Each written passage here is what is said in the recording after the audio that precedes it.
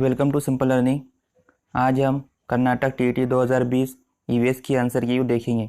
तो चलिए शुरू करते हैं। सवाल नंबर 121, गैर बर्क पाशीदा की मिसाल है NaCl, sodium chloride, CH3COOH, acetic acid, C6H6 benzene या H2SO4 सल्फ्यूरिक एसिड। तो देखिए, पहले हम समझेंगे बर्क पाशीदा क्या है। बर्क पाशीदगी मतलब किसी शय के आबी महलूल से बरकिराव गुजारने पर आयनों की अलायदगी को बर्क पाशीदगी कहते हैं।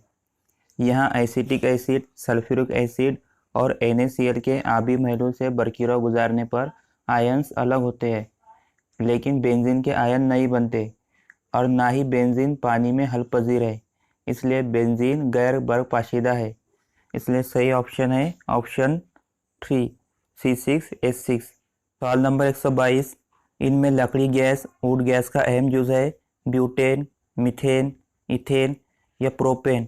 तो देखिए, वुड गैस जिन गैसों पर मुश्तमिल होती है उनमें नाइट्रोजन 50% होता है, कार्बन मोनोऑक्साइड 20% होता है, हाइड्रोजन 18% होता है, कार्बन डाइऑक्साइड 8% होता है और मीथेन 4% होता है।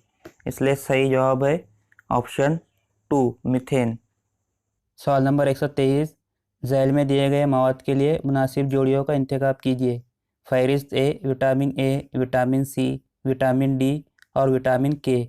फहरिस्त बी में दिया है मजबूत दांत, रिकेट्स की बीमारी की हिफाजत, सेहतमंद जिल्द और बसीरत के लिए, खून के इंजमात के लिए मदद करता है। तो देखिए, विटामिन ए सेहतमंद जिल्द और बसीरत के लिए यानी आँखों की रोशनी के लिए ज़रूरी है। इसी तरह विटामिन सी मजबूत दांतों के लिए ज़रूरी है, क्योंकि विटामिन सी की कमी से स्कर्वी होता है, जिसमें मसूड़ से खून आता है और दांत कमज़ोर हो जाती है। इसी तरह विटामिन डी रिकेट्स की बीमारी से हिफाजत करता है। रिकेट्स की बीमारी में क्या होता है, हड्डियां मुड़ जाती है और बहुत ज़्यादा कमज़ोर हो जाती है। इसी तरह विटामिन के खून के इंजमात के लिए मदद करता है। तो देखिए, यहाँ पे ऑप्शन 2 में ए के साथ 3 है, इसी तरह बी के साथ 1 है, सी के साथ 2 है और डी के साथ 4 है। तो इसलिए सही जवाब है ऑप्शन 2। नंबर 124, प्रोटीन खामरे का फेल है नाश्ता को माल्टोज में तब्दील करना, पॉलीपेप्टाइड को पेप्टाइड में तोड़ना, या लैक्टोज को ग्लूकोज में तब्दील करना, या सुक्रोज को ग्लूकोज में तब्दील करना। सही जवाब है पॉलीपेप्टाइड को पेप्टाइड में तोड़ना। सवाल नंबर 125, मुनफरद का ग्रोह जो एक ही अनवा से एक ही जगह और एक ही वक्त में मुंसलिक रहते हैं कहलाते हैं हयाती तबका, माहौलियाती निज़ाम, आबादी या हयाती कुर्रा। सही जवाब है आबादी। सवाल नंबर 126, जिस्म में सियाल के तवाज़ुन की बरकरारी में माविन मादन ये है जिंक, जेटेन, पोटाशियम, आयोडीन या फेरस। सही जवाब है पोटाशियम। सवाल नंबर 127, कीमियाई हटाव तामुल में होने वाली तब्दीली ये है ज़ायद मुतामिल अंसर कम मुतामिल अंसरों को हटाता है, या कम मुतामिल अंसर ज़्यादा मुतामिल अंसर को हटाता है, या धाती और अधाती हिस्सों के माबैन तब्दीली होती है, या नमक और पानी बनते हैं। तो हटाव का अमल क्या है? जिस कीमियाई अमल के दौरान एक तेज़ आमिल अंसर किसी मुरक्कब में मौजूद सुस्त आमिल अंसर को हटाकर इसकी जगह लेता है और नया मुरक्कब बनाता है, इस अमल को हटाव का अमल कहते हैं। जैसे देखिए यहाँ पर Zn+CuSO4 जिंक कॉपर सल्फेट के साथ अमल करके जिंक सल्फेट बनाता है, जिसमें जिंक क्या करता है, कॉपर की जगह लेता है, तो इसे हटाव का अमल कहते हैं। इसलिए यहाँ सही जवाब होगा ऑप्शन 1, ज़ायद मुतामिल अंसर कम मुतामिल अंसर को हटाता है। सवाल नंबर 128, क्लोरीन गैस नीले लिटमस को सुर्ख में तब्दील करती है। यह अमल क्लोरीन की इस खासियत को बताता है तुर्शी असासी, असासी, तुर्शी या तादील। सही जवाब है तुर्शी। सवाल नंबर 129, ठोस अमोनियम क्लोराइड को गर्म करने पर वह बराह रास्त गैसीय हालत में तब्दील होता है। यह अमल कहलाता है तबखीर, वेपोरेशन, तकसीब, कंडेंसेशन, तसीद, सब्लिमेशन या पिघलाव, मेल्टिंग। तो देखिए, अमल तबखीर यानी इवेपोरेशन किसे कहते हैं? जब लिक्विड गैस में तब्दील होता है। इसी तरह कंडेंसेशन में गैस लिक्विड में तब्दील होता है। सब्लिमेशन में क्या होता है? सॉलिड गैस में तब्दील होता है। और मेल्टिंग में क्या होता है, सॉलिड लिक्विड में तब्दील होता है। तो देखिए यहाँ पे ठोस अमोनियम क्लोराइड गर्म करने पर वो बराह रास्त गैस में तब्दील हो रहा है। तो इसलिए सही जवाब है ऑप्शन 3, तसीद। सवाल नंबर 130, महलूल से मुंसलिक झैल में से कौन सा बयान गलत है? ऑप्शंस है, ये मुतजानिस आमेज़ा है, इसके ज़र्रात जसामत में बहुत छोटे होते हैं, मुनहिल के ज़र्रात को अलग किया जा सकता है, या ज़र्रात मुंतशिर नहीं होते। सही जवाब है ऑप्शन 3, मुनहिल के ज़र्रात को अलग किया जा सकता है। सवाल नंबर 131, नीली स्याही से रंगीन जिस को अलग करने का तरीका ये है, तस्ईद, कशीद, तबखीर या तकतीर। सही जवाब है कशीद। सवाल नंबर 132, न्यूटन के दूसरे कुलिया हरकत की हिसाबी शक्ल है F = मास इंटू एक्सेलरेशन। सवाल नंबर 133, अमीबा की हरकती साख्त ये है, सीडोपोडिया, टेंटाकस, फ्लैजेला या पाइली। सही जवाब है सूडोपोडिया।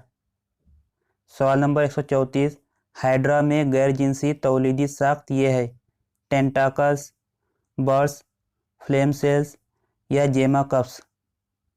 सही जवाब है बर्स। जैसा कि आप इस तस्वीर में देख सकते हैं, tiny bump appears on parent hydra. एक छोटी सी गांठ निकल आई है पेरेंट हाइड्रा पर, फिर उसके बाद में वहाँ पे बड डेवलप हुआ है, फिर क्या हो गया है, बड ग्रो हो गया है, और उसके बाद में क्या हुआ है, बड पेरेंट प्लांट से अलग होकर न्यू हाइड्रा में तब्दील हो गया है। नंबर 135, बरकी चार्ज की एसआई इकाई ये है, ओम, एम्पियर, किलोवाट आवर, कोलम। सही जवाब है कोलम। सवाल नंबर 136, इनमें से गैर हयाती तनाजुल पजीर शय ये है, डीडीटी, सूती कपड़े, कागज़ की थैलियाँ या नामियाती खादे। सही जवाब है डीडीटी यानी डाइक्लोरो डाइफिनाइल ट्राइक्लोरोइथेन। सवाल नंबर 137, एक प्रोटॉन और 2 न्यूट्रॉन रखने वाले एटम की एक मिसाल है, ट्राइटियम, हेलियम, प्रोटियम या ड्यूटेरियम। जैसे कि आप इस तस्वीर में देख सकते हैं, ट्राइटियम में क्या है, एक प्रोटॉन है और 2 न्यूट्रॉन है। सही जवाब है ट्राइटियम। सवाल नंबर 138, दिए गए ग़िज़ाई जंजीर में सानवी सारिफ की शनाख्त कीजिए, घास, टिड्डा, मेंढक, सांप या चील। ऑप्शन है सांप, घास, मेंढक या टिड्डा। सही जवाब है मेंढक। जैसा कि आप इस तस्वीर में देख सकते हैं, प्रांस क्या है, प्रोड्यूसर है, टिड्डा प्राइमरी कंज्यूमर है क्योंकि वो उसको खाता है, और मेंढक टिड्डे को खाता है, इसलिए मेंढक क्या है, सेकेंडरी कंज्यूमर। नंबर 139, वो ग्राफ जो मुस्तकिल चाल को जाहिर करता है। सही जवाब है ऑप्शन 1। सवाल नंबर 140, फूल का सबसे अंदरूनी हिस्सा ये कहलाता है, एंथर, कार्पल, स्टेमन या पेटल। सही जवाब है कार्पल। जैसे कि आप इस तस्वीर में देख सकते हैं, सबसे अंदरूनी हिस्सा कौन सा है, कार्पल, उसके बाद स्टेमन, पेटल, सेपल, इसलिए सही जवाब है कार्पल। सवाल नंबर 141, वो अमल जिसमें पौधे ज़ायद पानी को पानी के कतरों की सूरत में खारिज करते हैं, कंडेंसेशन, ट्रांसपिरेशन, वेपोरेशन, गटेशन। तो देखिए कंडेंसेशन में क्या होता है, गैस लिक्विड में तब्दील होता है, इसी तरह इवेपोरेशन में लिक्विड गैस में तब्दील होता है। तो यहाँ कन्फ्यूज़न है ट्रांसपिरेशन और गटेशन में। तो ट्रांसपिरेशन में क्या होता है, loss of water as water vapour, मतलब वाटर वेपर की सूरत में खारिज होता है, और गटेशन में क्या होता है, loss of water as liquid water, water बूंदों की शक्ल में खारिज होता है, इसलिए सही जवाब है ऑप्शन 4। जैसा कि आप इस तस्वीर में देख सकते हैं, पानी जो है बूंदों की शक्ल में खारिज हो रहा है। सवाल नंबर 142, गर्दन और सर को जोड़ने वाली जॉइंट ये है, pivotal joint, ball and socket joint, hinge joint या फिक्स जॉइंट। जैसा कि आप इस तस्वीर में देख सकते हैं, हिंज जॉइंट कहाँ होता है, नी में होता है, हमारे घुटनों में होता है, हमारे एल्बो में होता है, हमारी फिंगर में होता है। इसी तरह बॉल और सॉकेट जॉइंट कहाँ होता है, हमारे हिप में होता है, शोल्डर में होता है। इसी तरह फिक्स जॉइंट कहाँ होता है, स्कल में होता है, और पिवट जॉइंट कहाँ होता है, सर और गर्दन को जोड़ता है, इसलिए सही जवाब है ऑप्शन 1। सवाल नंबर 143, पोलैंड, चेक रिपब्लिक और जनूबी मशरकी जर्मनी को ब्लैक ट्रायंगल कहा जाता है क्योंकि ये मुकामात है सबसे ज़्यादा तेज़ाबी बारिश से मुतासिर, ज़्यादातर सब्ज़ माहौली असर से मुतासिर इलाके, या कोयले की कानें ज़्यादा है, या ज़्यादा पेट्रोलियम हासिलात तैयार करती है।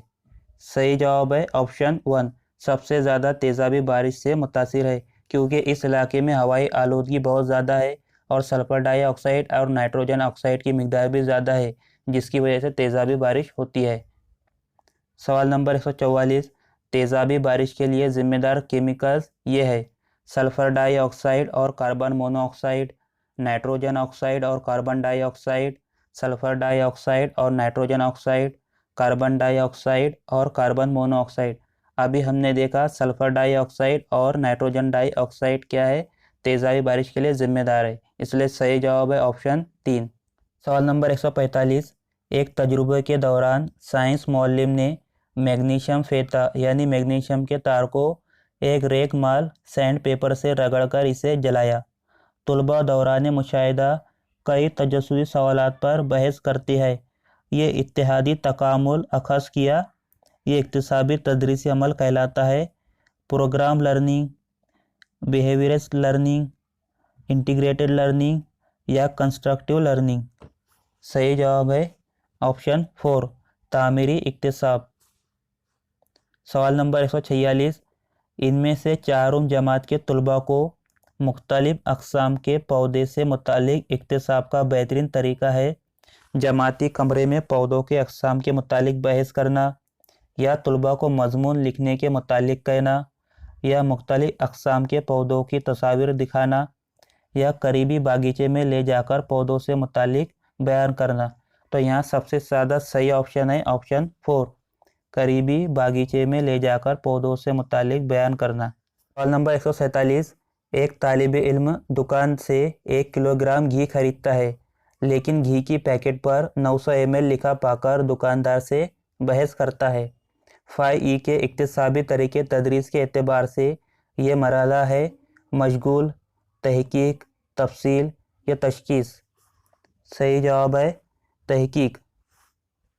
सवाल नंबर 148, 5वीं जमात के तलबा को पौधों की जड़ों में जियोट्रोपिज्म बयान करने का सबसे अच्छा तरीका यह है: drawing, picture presentation, hands on activity या वीडियो क्लिप प्रेजेंटेशन।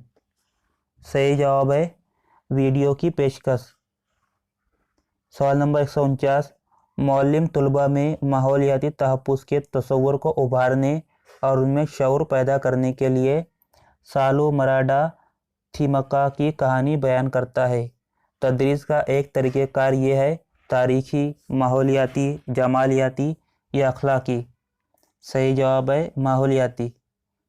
सवाल नंबर 150, आबी हैवानात के मुतालिक जमात दुआम के तलबा में तसव्वुर पैदा करने का बेहतरीन तदरीसी तरीका ये है: करीबी एक्वेरियम की सैर कराना, अशकाल बनाना, तस्वीर की नुमाइश या चार्ट की मदद से वजाहत करना। तो सबसे सही ऑप्शन है करीबी एक्वेरियम की सैर कराना। तो दोस्तों ये थी कर्नाटक टीईटी 2020 ईवीएस के पेपर के आंसर की। अगर वीडियो अच्छा लगे तो लाइक कीजिए, शेयर कीजिए और चैनल को सब्सक्राइब कीजिए।